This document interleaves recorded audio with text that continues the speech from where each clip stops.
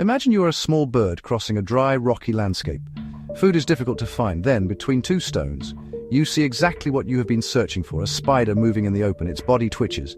Its thin legs wave. It seems distracted and completely exposed. You drop toward it, but the spider is not a spider. It is the end of a snake. And the moment you move close enough, the rock beside it explodes into motion. This is the spider-tailed horned viper, one of the most astonishing ambush predators ever documented. It does not simply hide and wait for food. It carries a lure on its own body, a fleshy structure surrounded by elongated scales that looks and moves so much like a spider that birds can mistake the predator for prey.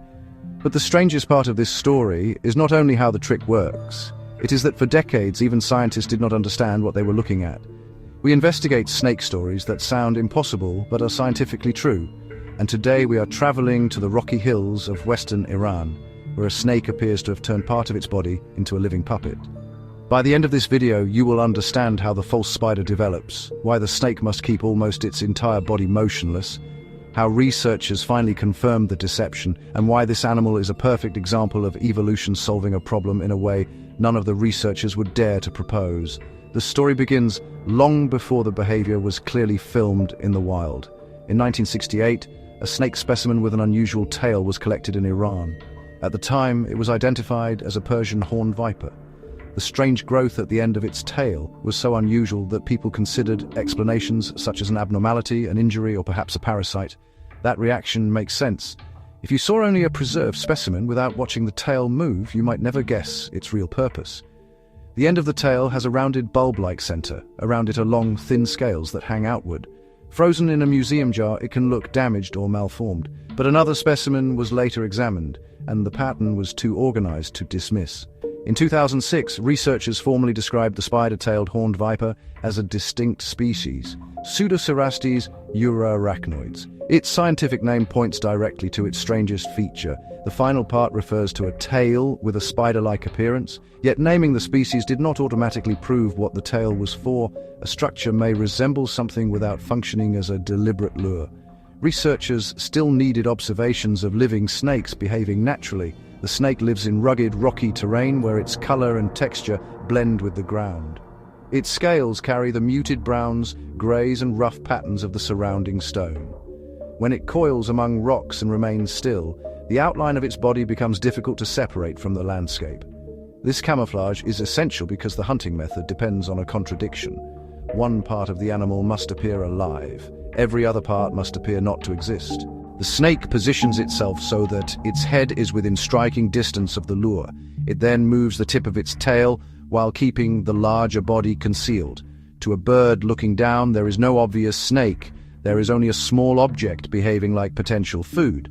This type of behavior is called caudal luring. Caudal means relating to the tail. Several snakes use contrasting or wriggling tail tips to attract frogs, lizards, or small mammals. Young copperheads, for example, may wave a brightly colored tail in a way that resembles a worm, but the spider-tailed horned viper has taken this basic strategy to an extraordinary extreme. It does not merely wave a colorful tip. Its tail has a physical structure that can resemble an arachnid, complete with a central body and apparent legs. That makes the trick a form of aggressive mimicry. In defensive mimicry, a harmless animal may resemble something dangerous so that predators avoid it. In aggressive mimicry, the predator resembles something attractive or harmless so that prey approach voluntarily. The bird is not simply failing to notice the danger, the bird is being invited toward it. The illusion depends on motion. A real spider does not slide smoothly like the tip of a rope. It pauses, changes direction, lifts its limbs, and produces irregular bursts of movement. The snake creates a similar effect by twisting and wagging the tail.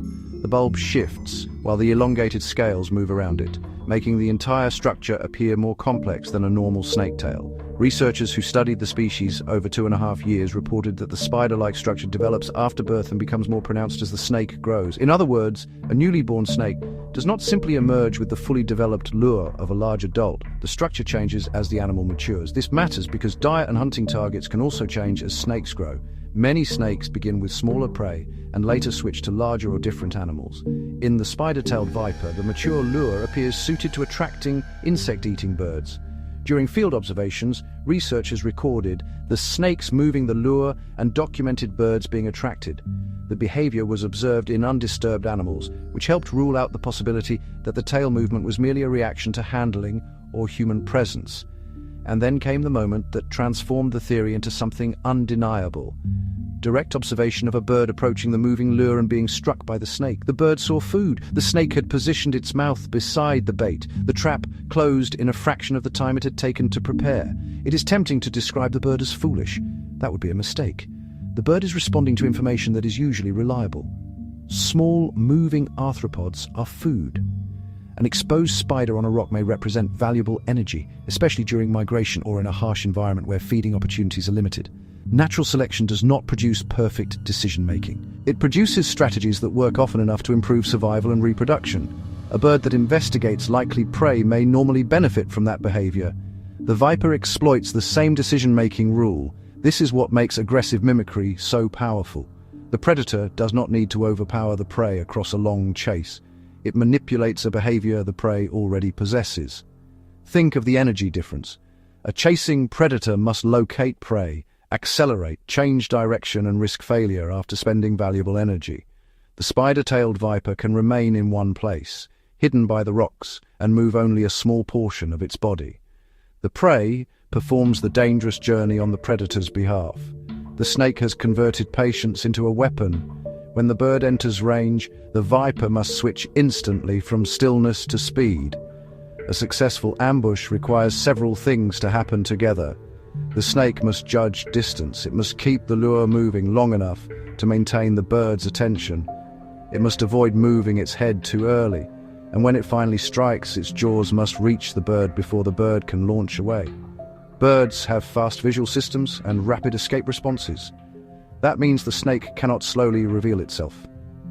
The camouflage and the lure must hold the bird's attention until the final instant. The venom then helps subdue prey that could otherwise escape after contact. Like other vipers, this species has long, mobile front fangs that fold when the mouth is closed and swing into position during a strike. But we should be careful not to exaggerate what is known.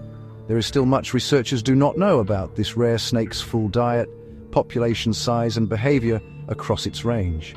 A few spectacular observations can show that the lure works without answering every question about how frequently it succeeds in nature.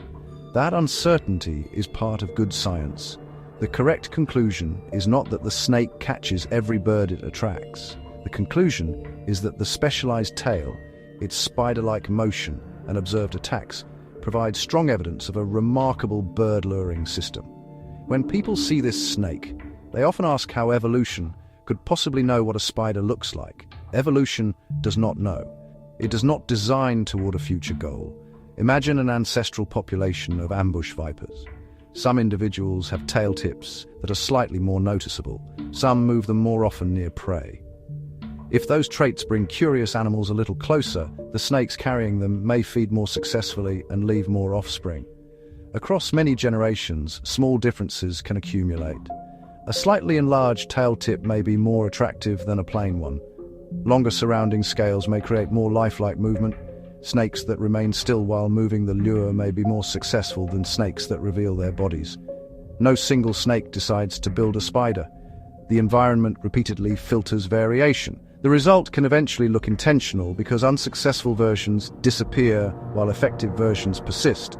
The same process has produced orchids that resemble female insects, fish with worm-like lures, and turtles whose tongues imitate prey. The spider-tailed viper belongs to this wider world of predators that do not merely hunt their victims. They influence what their victims believe they are seeing.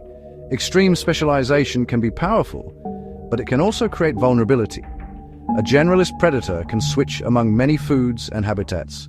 A highly specialized predator may depend on a particular landscape, a particular prey community, or a particular seasonal opportunity. If those conditions change, the very adaptation that once made the animal successful may become less useful. The spider-tailed horned viper has a limited known distribution in western Iran and nearby border regions. Remote, rocky habitat makes population studies difficult. It also means that dramatic online footage can create demand from collectors precisely when scientists still lack basic information about the species. That is one reason responsible wildlife storytelling matters. The location of a rare snake should not be treated like directions to a tourist attraction. Handling a venomous animal for entertainment is dangerous, and removing specialized wildlife from the wild can damage populations that may already be small. The best way to appreciate this animal is not to force it to perform, it is to understand the natural behavior that took researchers years to document. This snake changes the way we think about intelligence and deception in nature. The behavior does not require the snake to imagine the bird's thoughts in a human sense, yet the system functions as though the predator has placed a false message into the environment.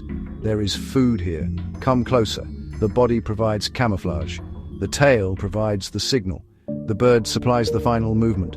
And the head waits beside the point where curiosity becomes dangerous. It is an entire hunting strategy compressed into a few centimeters of tail. That is why this animal is more interesting than another entry on a list of venomous snakes. The venom is only the final step. The real story is perception. It is the contest between what exists and what another animal believes exists. So the next time you see footage of a spider moving across a rock, look carefully at what the spider is attached to. Because in Western Iran, the meal may be moving, the predator may be perfectly still, and the difference between the two may not become visible until the strike has already begun.